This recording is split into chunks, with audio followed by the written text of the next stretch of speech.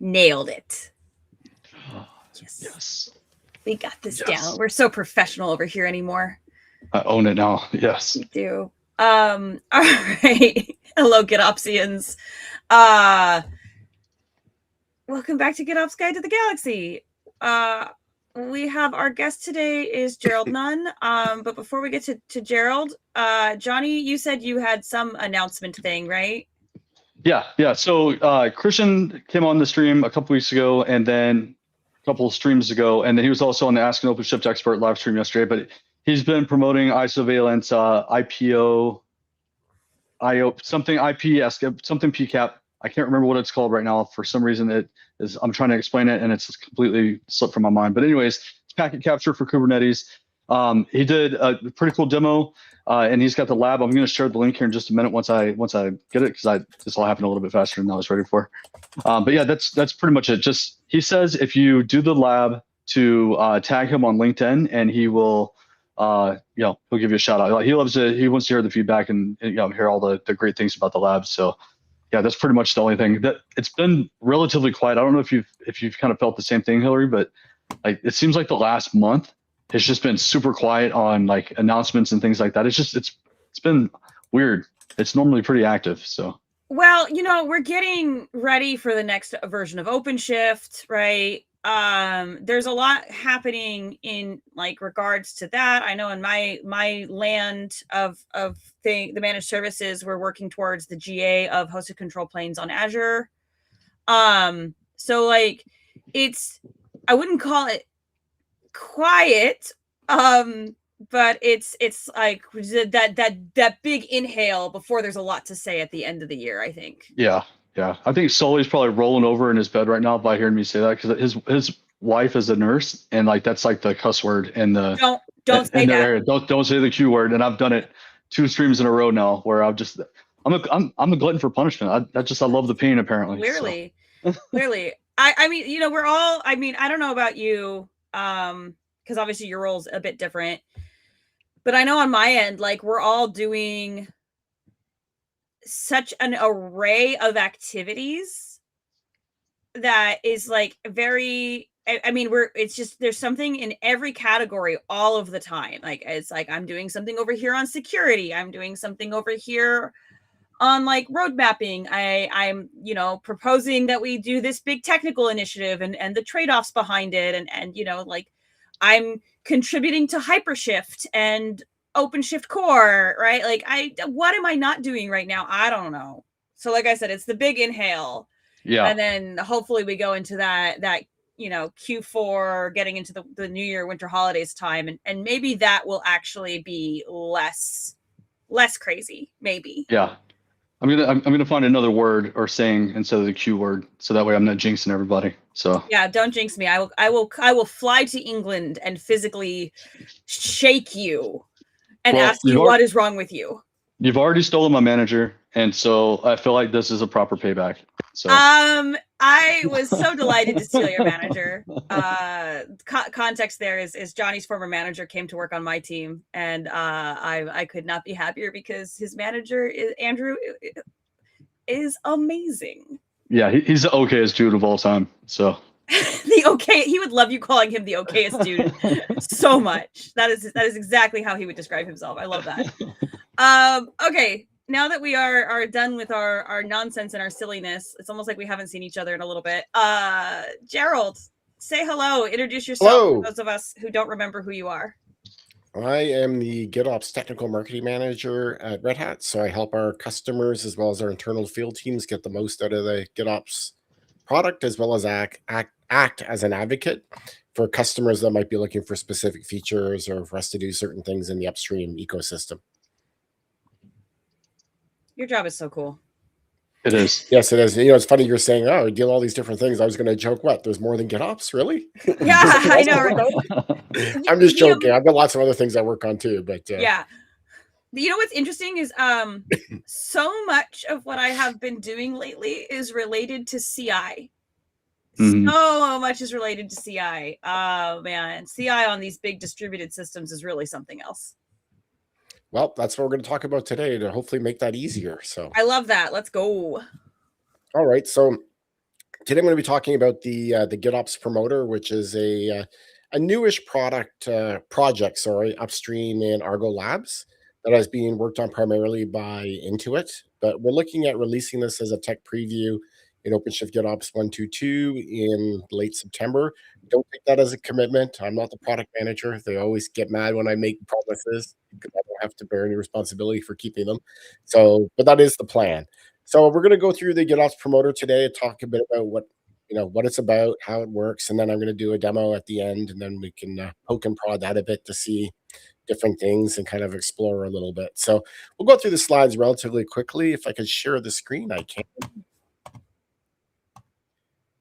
And I should mention that I'm a bit under the weather today, so you might notice my voice breaking at various points. Hilliary and Jonny have promised to help me out if I need to mute for a couple seconds to recover. And I've got my Canadian Fruitio drink here with me to keep things fresh.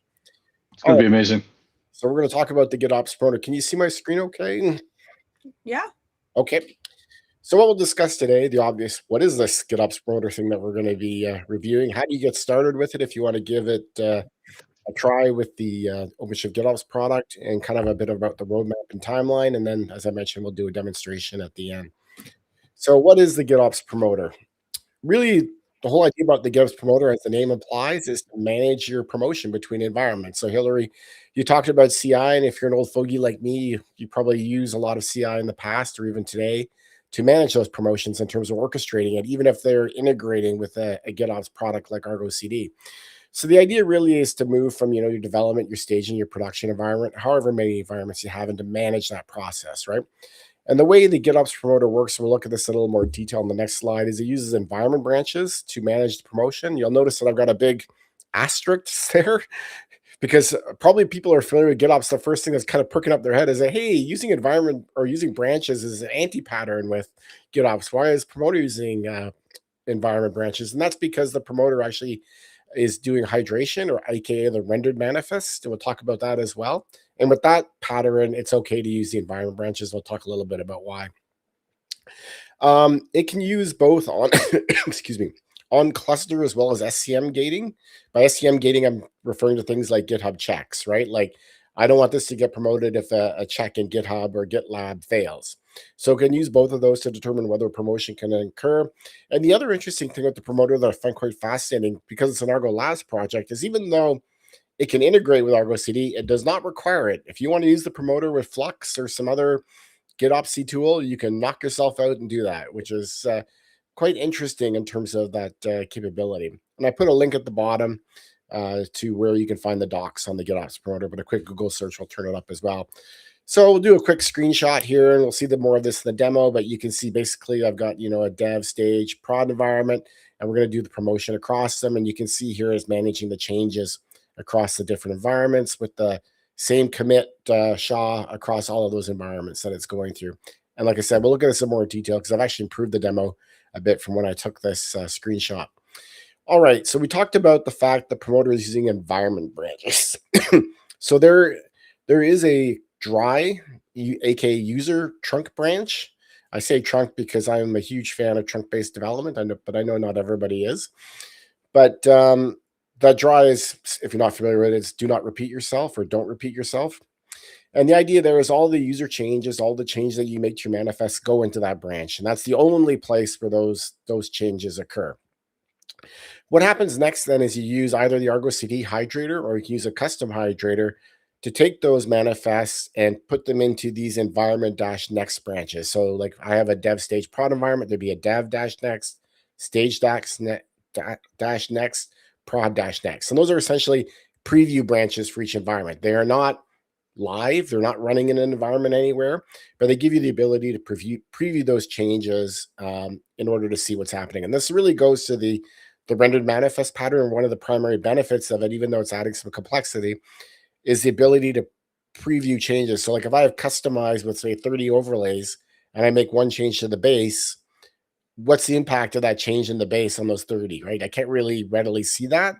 But with rendered manifest, because you're essentially taking that and rendering it out as raw manifests, so they're going to go directly into the cluster, you can then preview those changes and easily compare those changes to what happened before, right? In terms of just doing a git compare between them. And then, so that those branches are managed by the hydration process, either a custom hydrator or ArgoCD hydrator. You don't touch those branches manually. So, and the next one is the actual environment branches. These are what are actually running in your cluster. And these branches are managed by the GitOps promoter via pull requests or merge requests. So every time the hydrator puts in an environment next change, the promoter will pick that up and it will automatically create a PR for the environment branches that then it will run, as I mentioned earlier, SCM checks, on cluster checks to make sure that it all passes before it merges it into that environment. And this is kind of why, circling back to the branches are a bad pattern, why it's an okay pattern is because there's really only one branch that you're changing, right? The problem with the, multiple branches for, say, dev, stage, prod is that you can't really merge between branches because you have things in one branch that you don't want in the other branch when you're manually editing those 3 branches as individual branches, right? Like I might have a secret in one branch that I don't want in the other branch. Like dev is talking to a non-production database, prod is talking to a production database. I can't merge that secret between them, right? And that's where all the problems with it arise and why branching is an anti-pattern. But when you're rendering, then it's okay. Hopefully I'm not beating that up too much, Hilliary and Jonny. No, this is good. And I think that this project got started a couple years ago when we were, I say we, like the whole community was really big on CI/CD and like, it was like when DevSecOps was like basically like, everyday conversation type, platform or whatever. And I remember I was talking to somebody at KubeCon about this, and they were just starting to build this out. And yeah, it was mainly to help like the promotion between environments, so that way you're not, just getting in your own way, which is what we were basically running into. Yeah, it was probably Michael Crenshaw from Intuit. He's been working on this for quite a while. Yeah, I think it might have been. I think it was John that introduced me to the person, and it might have been Michael Crenshaw. I can't remember for sure though, but it was at KubeCon. KubeCon is the best place. Yeah, no, I was just thinking about it for me with my, development work. I mentioned, I've got things happening all over various projects, not just the usual ones you can find me in at work. And the number of times I've forgotten to run make generate on my pull request to to update all those rendered things in between commits. I just yeah, the pain is real. The why is CI failing? Oh, dang it. I forgot to run make generate this time. I actually seriously legitimately talked about putting a pre-commit webhook into our repo to ask people if they've remembered to run make generate, because it wasn't just me doing it. Yeah, you could put a check in the SCM as well for that. Well, we have a check in it. That's what but that check would go, the check would fail and be like, why? Oh, right. And so it's just like that whole cycle of, and CI kicked off anyway. And like with the end-to-end tests, which are expensive. And so you have the end-to-end running on something and you're going to have to commit the generated stuff. And then it's going to run again. It's such a waste of money. Yeah. That I was like, can we do a pre-commit webhook? And they're like, how about a pre-push webhook? And I was like, that would also work. And then, of course, none of us ever actually merged the pull request that had the webhook in it. It's still there. Of course. Of course. I don't remember what happened. I should go check on it. Okay. Sorry. That is the explanation of the different branches that are involved. So from an architecture point of view, I basically stole this from the upstream. I did steal this from the upstream documentation because it's a great diagram that kind of shows exactly what the flow is and gives you a really good visualization of what's happening. But basically, you have that user dry branch that I mentioned. You make a change in there. The hydrator kicks in. In this case, it's using Helm as the example, but it works fine for Customize or any other YAML management tool you want to use. And then essentially it creates these the changes, or puts the changes into these next branches, right? So dev next, stage next, prod next. And at that point, the promotion kicks in and it automatically creates pull requests for each of those in the different branches. And then, like I said, it does the gating and the SCM checks and on-cluster checks that needs to happen. And then finally, once those all the checks are passed, it can either auto-merge those into the environment branches, at which point, your GitOps tool deploys it into your cluster, or you can turn off auto merge and have a human in the loop to basically do that merging as well. Like, so for example, if you have a rigorous change control process and a human always has to approve it, that might be an opportunity where you could do that approval. So it's very quick look at how it works from a visual perspective. I think it's pretty straightforward. Hopefully that helps people to visualize it. So I talk a lot about the gating and the checks, and this is really important to any promotion process. I always like to tell a story when I was working as a consultant, and we were just doing promotions.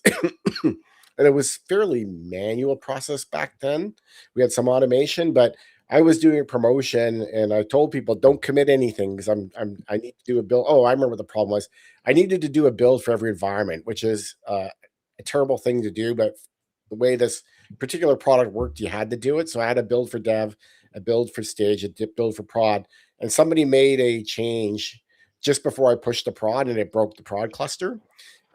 That's really why gating is so important for promotion processes. You want to make sure that as much as possible, shift all of those checks left to make sure that everything is working before you actually do a commit, right? Run all your integration testing, do all that stuff that you need to do. And I'm sure Hilliary, working as an SRE or an SRE organization, has many stories about things going wrong similar to that one.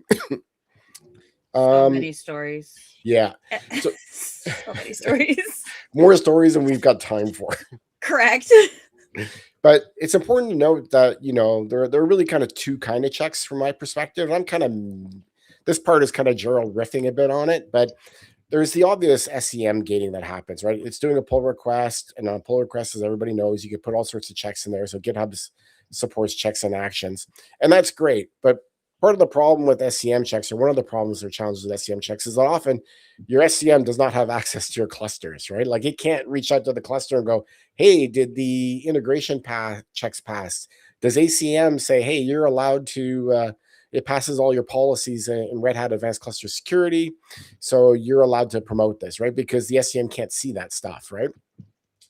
So the project, the GitOps Promoter project, also has this concept of a commit status, which you can use and which I kind of refer to as like an on-cluster way of doing gates and checks, right? So you can mix these on-cluster checks with your SEM checks and basically kind of get a best of both worlds in terms of providing that gating that stops the deployment if it is not going to be successful. And we'll look at this commit status stuff in more detail as we go through things. So there are really two kinds of these commit statuses. I'm assuming that everybody's pretty much familiar with GitHub checks and actions, and I'm not going to walk through those, but commit statuses will be a new thing. And there are really two kinds of commit statuses. There's a proposed commit status and an active commit status. The proposed commit status is used in the PRs. So before your PR gets accepted and merged by the promoter, assuming it's auto merging, these proposed commit checks or commit statuses, sorry, I got check really on the brain, they need to pass. If they don't pass, it blocks your promotion. And it's only proposed commit statuses can block. Active commit statuses, what they are really checking things in the environment, particularly in the previous environment. So before I promote to stage, did this deploy successfully in my dev environment? Did the integration testing run successfully in the dev environment? Is Red Hat Advanced Cluster Security saying it passes all its policies, and Quay is saying it's passing its vulnerability checks, so on and so forth, right? So that's always evaluated in the current environment. So when you have an active commit status in dev, it gets evaluated in dev, but it doesn't actually block directly. The only reason why it blocks, say, in later environments is because the GitOps promoter will automatically run something called the previous environment proposed check.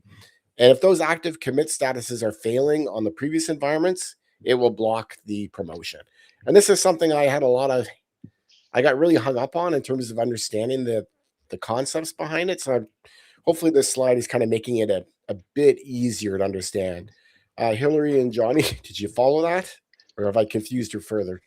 No, it makes sense to me. I think the easiest additional context, like the active commit status, right, is that's the that is what you use to measure change rate failure, right? So if you look at those Dora DevOps metrics, it's like, okay, how did things what is our rate of failure? That's kind of that data thread. Maybe because that metric, I mean, I'm not going to claim to be a Dora guru. You probably know way more than I do. But to me, the Dora stuff is really about are your mergers actually working in general, right? And that's covered by both the proposed and the active. The active is much more about, it happens after you've actually done a deployment of the of your stuff or the change, and you're actively trying to check in that deployment, did it work, right? Yeah. I mean, that is so. I mean, there's more than just a change rate failure. Is like, one, you need to be able to identify which change failed. So like that's that active commit status, and then you also like it's like one data point that brings up the entire that entire metric, right? Because if you do have a failure, you need to go figure out which one failed or why did it fail. And I think a lot of people think about the DORA DevOps metrics just in the context of like when things actually make it to production, but like the same data is usable and something that you can and should analyze in pre-production as well. So like if you have this active commit status, right, it's gone to a lower environment, it's gone to the staging environment. You got it. You know, then that still is like the same thing. So you just take your same math and everything and apply it to lower environment. It's actually also an interesting statistic because it tells you if your CI is really letting like what kind, like how many things are you guys are being let through to these environments that are maybe not so great, even if they never see pre-production. And that could also be intentional. Sometimes we deploy to staging on something that is purely experimental because of the nature of the system we build and needing all of the real networking paths that exist in that environment compared to the local dev environment, in which case you expect things to fail, but it's a completely different process than the ones that we are measuring in terms of an ongoing basis. Because we use all kinds of advanced pipelines that are really fun. Failures are always more interesting to me than successes. Correct. If it's boring, we did a great job, but you know, it's also boring. All right. So out of the box, the promoter supports a number of different commit statuses. So there's the ArgoCD commit status, which is an active commit status, which gates based on the ArgoCD health. There's a git commit status as well. So that will gate based on information in the target git commit. So you can put trailers or other notes or other pieces of information that you can use to gate on as well. A time commit status basically allows you to do kind of a soaking or baking in the environment if you don't have something else that's doing that already. In my case, I'm using rollouts to manage that, but it allows you to do that. Probably more useful in a live environment as well. And then the schedule commit status is about managing your maintenance windows, freezes, that kind of stuff, where you don't want any changes to happen at a specific points in time based on a calendar. And then finally, the web request commit status allows you to write these commit status. And this is what I'm using to do an ACS commit status based on a web request. It has an expression language built into it. So it's quite powerful and interesting in terms of being able to do integrations with external systems. The nice thing, though, is that even though the web request commit status is powerful, you can only kind of go so far with it. The nice thing with this whole system, though, is that you can actually just write an external controller in Go or whatever language you want and have your own custom commit status and manage it, and the promoter will automatically pick it up and use it. So you get a lot of flexibility and power there. And I think that for us, as we go through the cycle of productizing this, I expect that might be something we'll leverage. Yeah, that's really interesting because I was thinking about on the web request commit status, if you've ever been in the situation where you need something to merge, but you have to wait on a bug fix to a completely different repository to merge and release first. Yep. The logic behind actually tracing that automatically would be really like complex. But if you can figure out a way, like I feel I can almost figure this out in my head in my armchair coding right now, but to be able to watch for that pull request, to like tracing it through to file and be like, okay, here's an image with that in, and now we can properly test this and work on merging it. That would be really, for people who build in highly distributed like things like we do here at Red Hat, that would be, or even just waiting for a CVE fix to land in a UBI, right? Yeah. Knowing that CVE is in the UBI and pulling it in is like another really good example. I really like that. Yep. And like, well, what you'll see the demos I'm gating, for example, as long as there are no critical CVEs, you can go forward. If there's a critical, it blocks, right? Right. And like for me, because I work on an environment that is FedRAMP moderate is the floor for my environment that I work on. Yep. Right. So I would do even more. Yeah, you got a lot of critical. restrictions to deal with. So many restrictions to deal with. Every time I explain to people, they're like, "Wait, I'm like, yeah, FedRAMP moderate, like minimum. That's my lowest. I don't go below that over here." Plus, we have all the other 55 Azure regions we're in, and the various EU regulations and everything else we're subjected to. I know too much about this stuff. It's fun. It's fine. But that is really helpful for managing literally all of that. Right. In a way that I don't have enough time on this stream to talk about. Yeah, the primary limitation of the web request is that it's basically one web request, right? So if you need to do some sort of orchestration, like calling 4 different systems, you can kind of fake it with the web request system by chaining them together and updating statuses and things, but it's, in my opinion, not a great experience versus just at that point, you're probably better off writing your own controller. Yes, no, totally. But, again, just looking for like the getting a new UBI, especially with things like Project Hummingbird and some other stuff that's happening elsewhere in the community, we're starting to see these images coming out more frequently. So just that in and of itself solves so much problems of Absolutely. Is there a new UBI for me now? Yeah, and I'll be doing a shout out to Hummingbird a little later. I love Hummingbird. Yeah, also, great awesome. Name. 10 of 10 name. First time I've looked at something, like, although dang, I think we the did a official good job. product name is Hardened Images, isn't it? I don't think we refer to Hummingbird publicly as a public product name. I thought we had it somewhere. I've only ever seen Hardened Images in the material, but they pierce me right in my heart when they name something cool and then don't give it the cool name going. I agree. Don't get me started on naming. We're so bad at it. I'm still bitter about Origin. Oh yeah. But anyways, let's move on here. So he says as he immediately starts coughing. So we saw the gating and everything, and the different options that are available out of the box and how you can do your own gating if you need to. But what's the flow, or how do you determine the strategy that's being used in terms of doing the merge? And that's really where this promotion strategy CR comes into play. It really defines how your promotion moves between the different environments. It includes any of the proposed and active commit checks that are required for gating. And it's important to note, though, that it doesn't reference any of the SCM gating requirements. We'll talk a little bit about this during that part during the demo. But you see, I've got an example one here on the right, which is what I'm basically doing for my demo.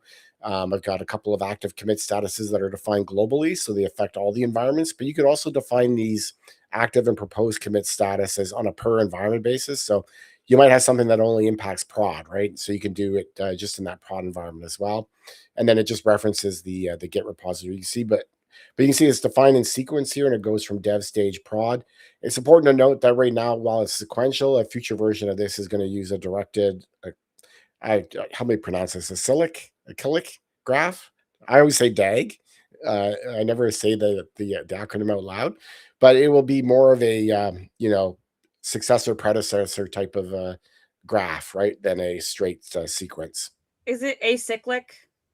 Acyclic. That sounds the best. Yes, you're probably Thank you. My dyslexia looked at that and first of all tried to figure out what order are these letters actually in, because my eyes did not in fact want to see this word.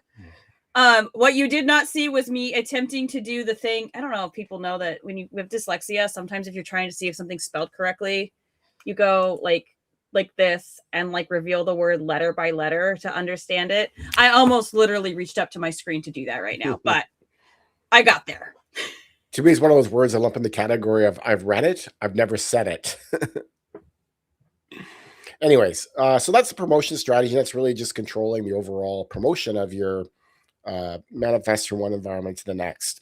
So how do you get started? If you want to try this with OpenShift GitOps, you can actually use it with the OpenShift GitOps operator, even though we're not directly supporting it at the moment. Like I said, planning on tech preview in 1.2.2 in late September.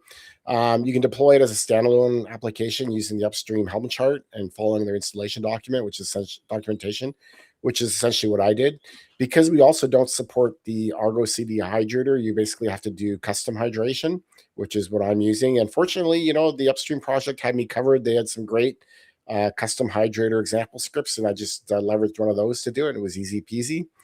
And then from a UI perspective, you can access the UI for the promoter in one of two ways. There's a CLI that, like the rollouts, you can create a dashboard with a local endpoint that you could access. And there's also an ArgoCD extension, which is what I'm using and the demonstration. So that's how you can get started. But like I said, note that as we get to the roadmap, in 1.2.2, this is planned to be available as a technical review along with the ArgoCD source hydrator. So it'll be much more readily available at that point in time. The other thing that we're looking for, and kind of why I'm on the show today, is we're looking for active feedback. So this is going to be a new feature for Red Hat, and we're looking for things that customers would like to see improvements in, or other Red Hatters or people just using the upstream project in general. Right? We're always happy to hear from folks, even if they're not using a Red Hat product, in terms of things that could be improved in the open source communities that we participate in. So definitely asking people to keep that in mind. All right, so that is the slide deck. Before I kick off and we go through the demonstration, any questions, Hilliary, Jonny, before we move on? Do you know, like, is the promoter and like rollouts going to be all kind of like, I'm trying to think of the right way of saying it. Like, are you going to be able to stack them together? Like, I know you said you were using rollouts before. So in the demo, I'm using rollouts, and I can show it a bit there too. Yeah. Yes. I so love rollouts. They're independent projects, but they're very important to work together. So if we go back to the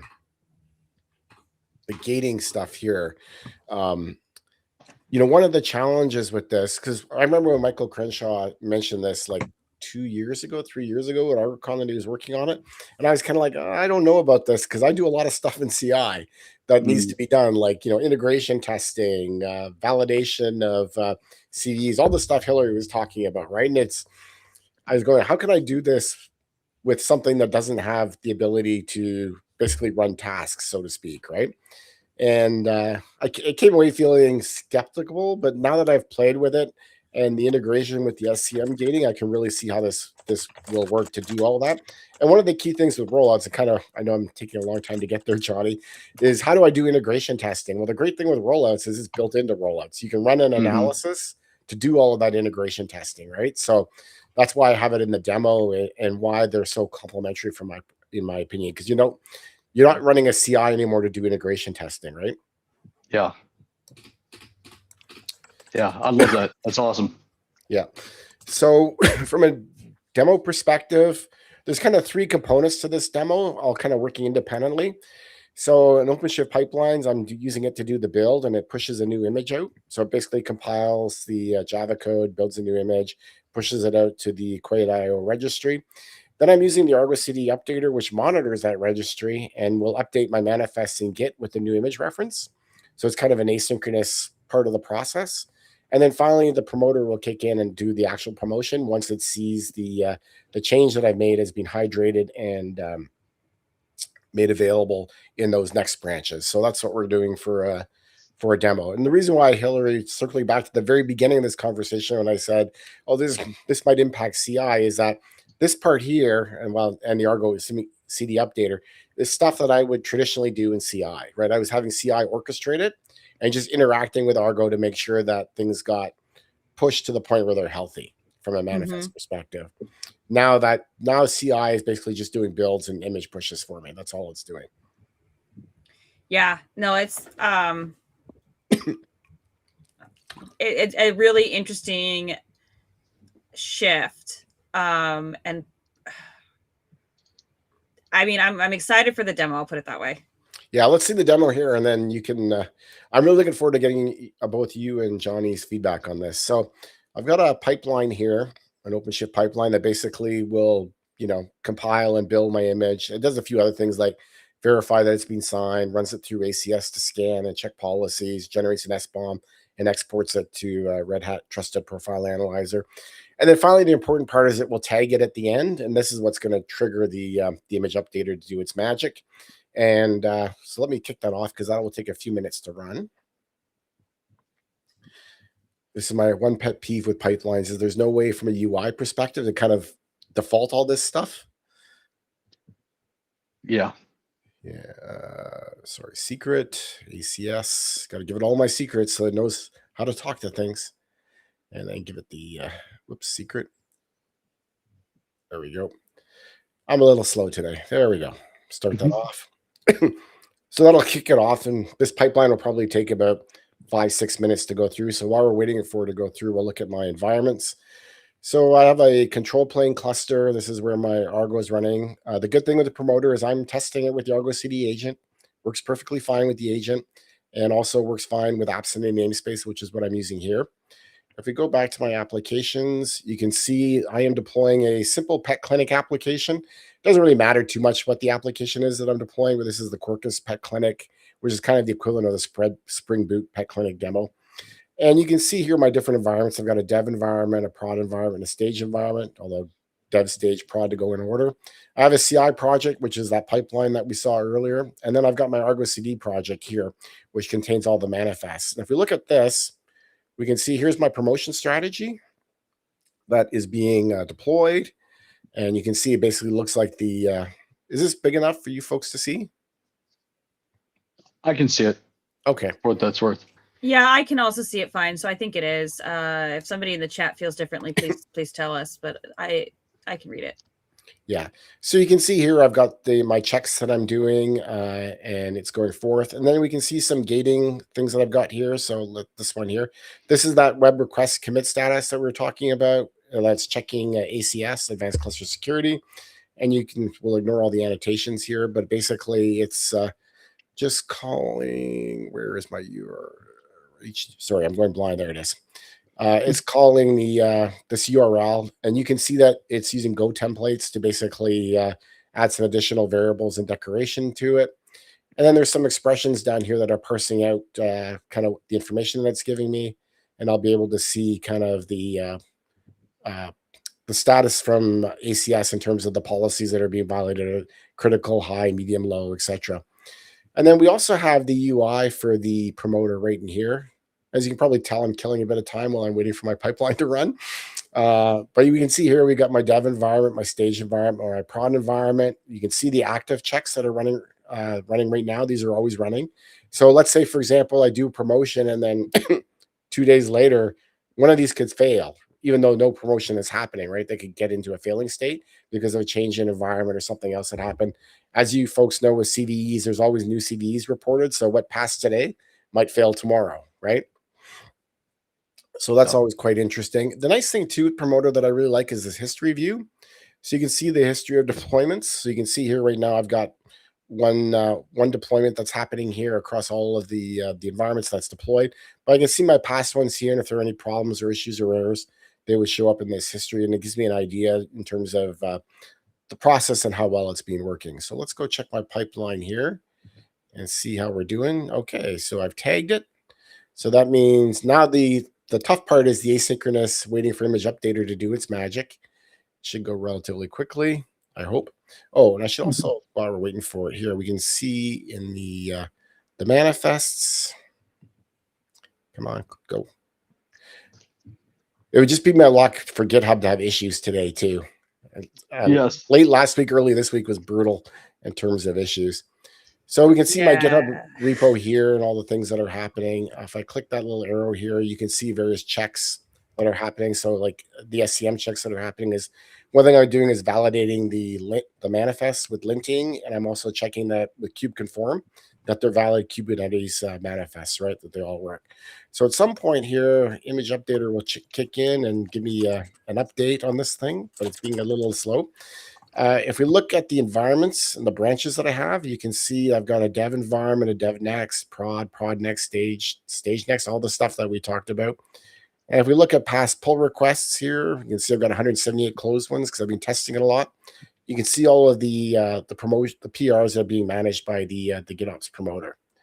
So Gerald, real quick, with the branches, the stage next and dev next and all that, are you creating those, or is that like once you map the promoter to a repository, it automatically creates those branches for you?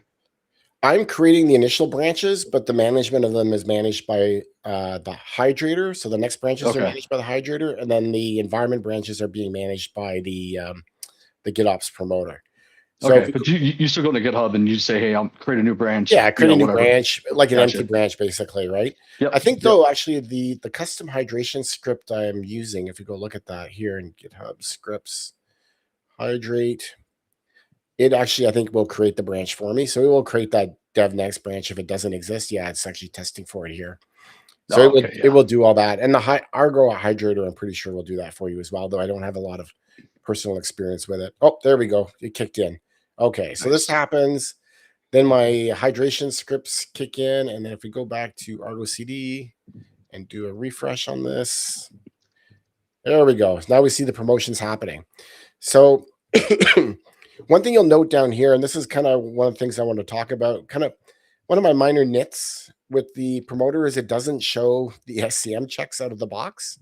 Because for me, there's been a couple times where it's like, I'm waiting for my thing to get merged. It's not merging. It's not merging. What's going on? Then I got to go to GitHub and look at the PR and go, oh, a check failed. That's why it's not merging, right? So Zach Aller, one of the Intuit developers upstream, he created this GitHub required checks to kind of play around with the idea. And what it does is it basically shows you the checks that are happening in the in GitHub, right? So you can see, I remember talking about linting and validating manifests. I can see my checks there that's waiting on them for that to happen. And once it passes, you'll get a nice little check mark saying, hey, it passed, and it can go on to the next one. The other gating that I'm doing is the active one. So I mentioned ACS. You can see here, ACS is reporting 0 critical, high 7, medium 25, as we saw with the web request commit status when I showed you the code for that. And the Argo Health one is the out-of-the-box one. It's checking the dev application and making sure that it's healthy. Now, one thing I'm finding for me is that the UI is not updating, but because I'm running a home lab, I'm not sure if it's something with my home lab or something that needs to be looked at. I'm definitely looking for some feedback on that one from other users in terms of that experience. I'm just going to refresh it to see where we're at. Okay, so it's still running. So the other thing that I'm doing here, Johnny, and we talked about this, is if we go to my environments, go to dev, is managing the testing. So if I go to rollouts, you can see I've got a rollout here with the pet clinic, and it is basically running an analysis. And you know what? Actually, the better UI for this is going to be in Argo. Right now, if I go to that and we go find my rollout, there it is. And we go on rollout. You can see right here that I'm running an analysis. And what this is doing is basically it's doing a canary strategy. And what the analysis is doing is basically running a smoke test against all of the canary pods to make sure that they're good. And once that smoke test has run and successful, then rollouts will roll it out to the rest of the live audience. And you can see here now it's running right now, that analysis. So this is why this promotion is taking a bit long, is because it is actually testing that what I deployed is actually fit for purpose, right? It's actually going to work for customers or users when it gets out into finally the prod environment. So rollouts, I think, becomes very important when using the GitOps promoter, because I'm a big fan of doing that integration testing between stages, and rollouts really provides you that capability. Dude, this is awesome. Yeah, no, that's great. To release Arrow, we have to, obviously we don't use this tech stack, but this is actually our pattern that we have to do. We have pull requests. There's a significant suite of testing that runs on a pull request. We go to release it to an environment, and then a significant suite of testing runs against the deployment, the environment, and that gates the further environments that we release to. So it has to pass in every environment. There's a lot of reasons why that is the way we do it. And it is one of the things is it really eventually you find this way is it's really good for finding race conditions, because race conditions are sometimes only really visible when there is already load. Right. Yeah, absolutely. And this is the history view, so you can kind of see now, I've got this live in dev, but in stage and prod, it's still a proposed check because it's going through that same process, right? Mm-hmm. Now that process is not super interesting from the point of view that it's, basically, or here you can see the check happen, all 2 required checks passed. It's not super interesting because it's basically, in my case, doing the same things that it was doing in dev, right? Like it's fairly monolithic in terms of the checks and everything I'm proposing, but hopefully that shows you in terms of how this process works, right? And if we go look at my repo again, I don't know if we'll be able to catch it, but we saw, if I look at the closed ones, this dev one was already merged, right? This is automatically merged by the promoter, and we can see I've got 2 open ones that are happening right now, and there's checks that are associated with each one that are running, and making sure that they run. Oh, all checks have passed. Yep, there we go. The promoter just merged it for me. Right, we caught it automatically. That is cool. And just refresh that. Yeah, now we just got the prod one to do next. You go back and look at the UI here. So quick question on the history then. Like if you're looking at the history, obviously blue is it's progressing, green is good. Now is like, I'm assuming if it's bad, it's red. Right? There's a red one, yeah, as well. Okay. Okay. Yeah, where it failed. That's kind of, and like I said, I've experienced that because as we were joking about GitHub on Friday and Monday, the actions infrastructure was down. So none of my checks were running and it was failing, right? So that's why I was kind of asking the upstream Intuit folks about, hey, how do you integrate these things together? And then when I tested this, sorry, go back here. This thing here, I tested it explicitly with a failing check that just always failed. And it would go red and I'd get the red in the history and it would be like, okay, it failed, right? I like that. That is awesome. I like it so much because there is one frustration that I have with my current release and everything environment, and it's having to click through multiple places to see what has happened. Yeah. I mean, it doesn't completely solve you from having to click through because, of course, you do have to still go to it and then go investigate why the check failed, or make something do it for you. 10 of 10 recommend robots for that task. But yeah, I anything that like that single pane of glass experience is such a quality of life piece. The nice thing when you create these is you can provide links to click on, and that link will take you to the thing. So I just clicked this one and it took me to the ACS policies for that particular deployment. So I can look at them. Well, actually, it's the namespace. I can look at them and go, okay, this all passed or this failed, or do a deep dive to see what's going on with it, right? So it gives you that ability. But I'm fully with you, Hilliary, in the sense that I like all my stuff in one spot. Traditionally, I would put that in the pull request because a human would be looking at it and merging it. But if you're doing auto merge, well, that's not necessarily the best place for it anymore. So I kind of like having it in here where I can actually see all of the different checks. And fun fact, upstream, there was another user that had like 20 or 30 checks in their promoter. And that was really interesting to see all of them stacked up, right? I mean, have you seen the ones for OpenShift, Prow? Yeah, they're ridiculous. Oh my goodness. Oh my goodness. I was just going to say, it makes me feel really good about the product, though, knowing that all the checks that are happening on it. Oh, my goodness. Yeah. I've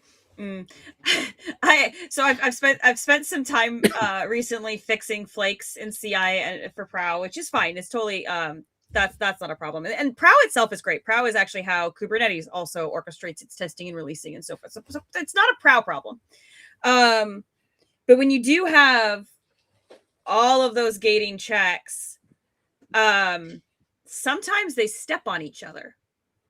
Yes. Especially in an organization our size. And so one of the, there's all these conversations that are happening about let's, applying some intelligence to like, I had a pull request just now merge, and it was a test fixed for a test specific to Azure. So of course the Google tests also ran, and I was like, why?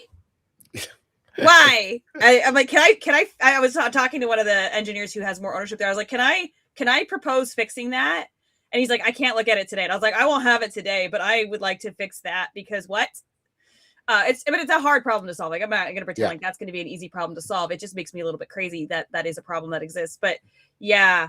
Oh man, we do so much tests, and we do, we do tests that are on pull request. We do tests that are periodic. We do tests that are like on demand only, or like, there's so much.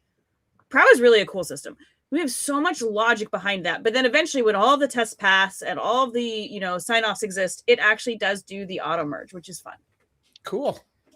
Yeah. So Gerald, with all these checks, right? Like with your status, do you define that in the promoter manifest, or is that within your? That's in the promotion strategy. So if I go back to the application view here, we bring up the promotion strategy.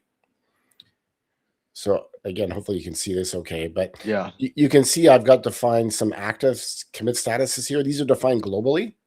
So they affect all environments. And then I Okay. also have a per environment check here. Now this one I've got in every environment, so I could also define the proposed one globally, but I was kind of testing it incrementally because I was testing that error case before. But yeah, so you can you define all of those statuses that you want here, but this is only the on cluster commit statuses that promoter is managing, right? You don't Okay. define any SCM checks in here because those are implicit with the pull request. That's all defined in GitHub or GitLab or whatever system you're using.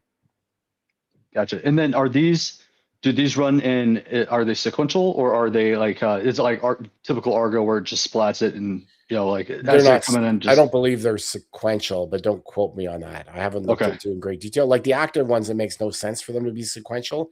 Sorry, let me back up for a second and drill into that. The active one a little more because I'm a little more knowledgeable with that one.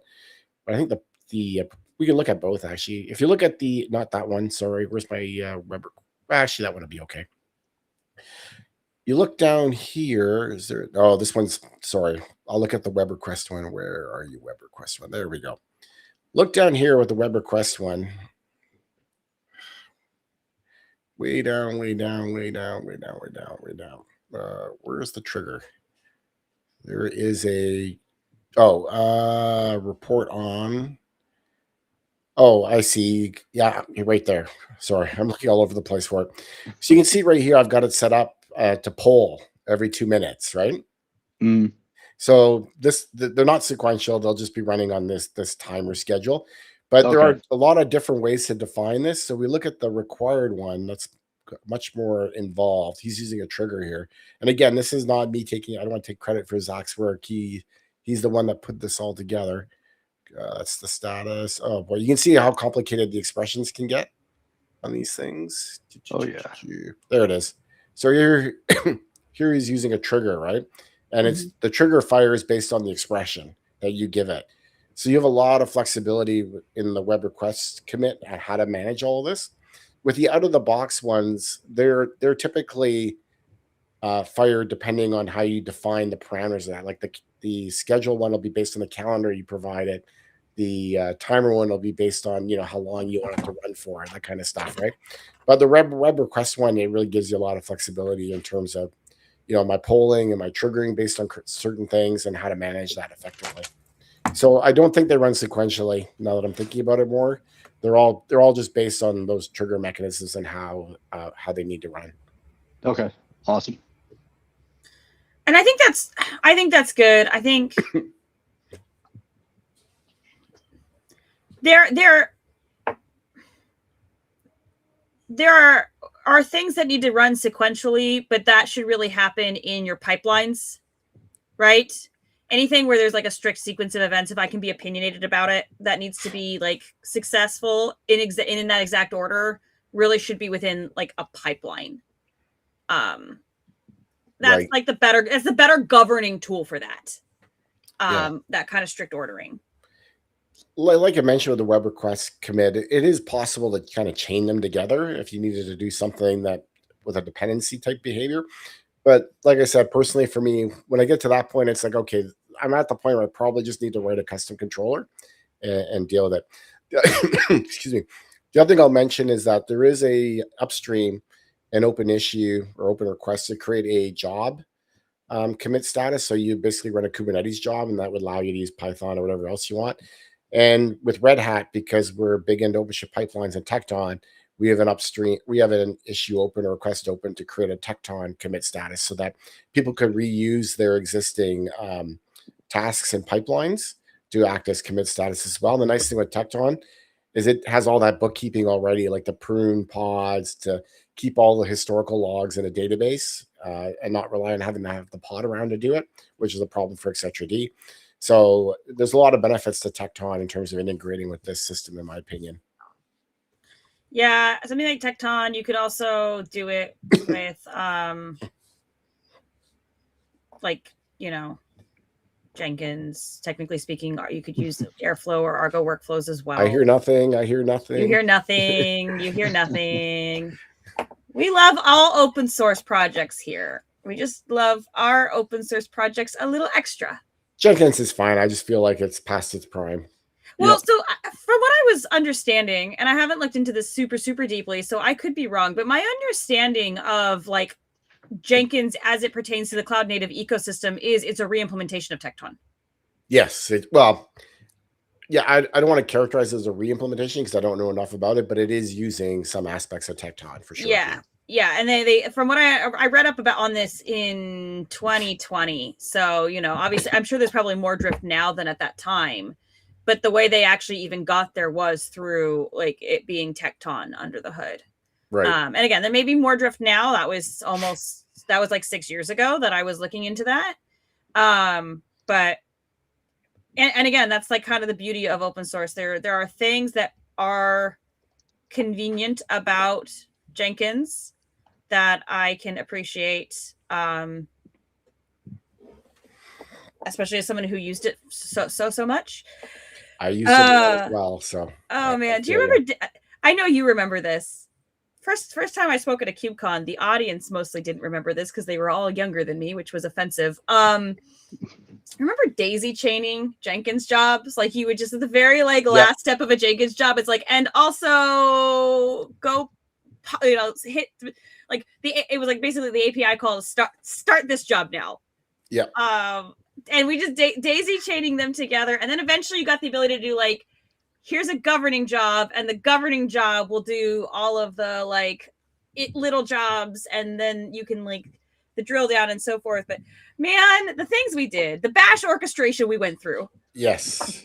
Well, I mean, I joke with Tekton that it's really just orchestrating bash. Yeah, it is. It really I've called it that blatantly. I've told everybody all CI is bash orchestration. That's what it is. Yeah. It's fancy. They call it, you know, you have tasks and your pipeline runs and all the fancy Tekton things that you do, but it's really bash. Like all the all the steps are really just shell scripts. So they're all just shell scripts. Yeah, that's correct. It's fine. It does the job great. Nothing has managed to usurp bash yet. I will be amazed if something manages to usurp it in the future. Gerald, this was fascinating. Thank you so much for coming on, for catching us up on the latest and greatest. Especially, I think Jonny gets more exposure to GitOps in his day-to-day life than I do these days. So, yes, and the promoter thing, like I'm glad to see it happen. Like I remember, like I said, I met the guy at KubeCon a couple years ago, and he's talked about it, and I was like, all right, this seems like it could be really awesome, especially because we're doing all the work with DevSecOps back then, and then to have something now, like especially with rollouts and how like with rollouts maturing and stuff like that, to see those integrated together, that is a super dope demo. Like I think that's an awesome demo. So yeah, nice work. Yeah. I mean, like I said, I was skeptical about this 2 years ago, but the more I'm using it, the more I see the potential. It's still a very new product and definitely would benefit, I think, from a lot of feedback from, you know, the hardcore people out there, which I'm not going to claim to be one of them, but there are people out there with, you know, the many different branches and multiple things going on in CI. And it would be interesting to get feedback from those folks. I think Hilliary is probably one of them in terms of, you know, how suitable this is and where there are gaps that we could help fill. Yeah. It's all about a perspective thing, because it's about what layer of everything are you at, right? Yeah. When you are already on a cluster and you're trying to orchestrate the building and the releasing of many apps, this is immensely, like, this is perfectly suited. When you're building a system like a managed OpenShift system, it's not as well suited, right? It potentially could be. Yeah. But I'm looking at it today compared to like what we do use and its level of maturity. It's not there yet. I could not today take and use this, but it implements a lot of the patterns that we've gone through great pains to implement in what I do today. So I know that it is the right technical direction. But in terms of order of magnitude, would I use this to roll out my, you know, individual large pieces of infrastructure and all of their workloads required to make a managed service the size and scale of the one I make? It's not there yet. Right. But like I said, Hilliary, would definitely be interested in hearing your feedback in terms of specific gaps you might have or things that you're doing that you'd like to see us cover. Yeah, I mean, oh man. Well, set up a call for me and the people who want to hear from me, Gerald, and I will walk them through. Definitely, we'll take you up on that. Thank you.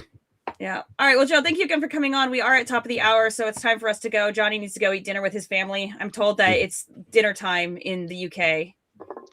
Oh, it's past dinner time, but yes, I do need to go eat because I can't survive like this. So. No, you get angry. I've met you. It's terrible. Let's not experience that on a live stream. We're a civilization, goddammit. We're a civilization. That's right. Exactly. All right. Well, folks, I don't know what Jonny and I will have for you in 2 weeks. We're still working it out. But until we see you, choose your technical debt wisely. Thank you very much. See ya.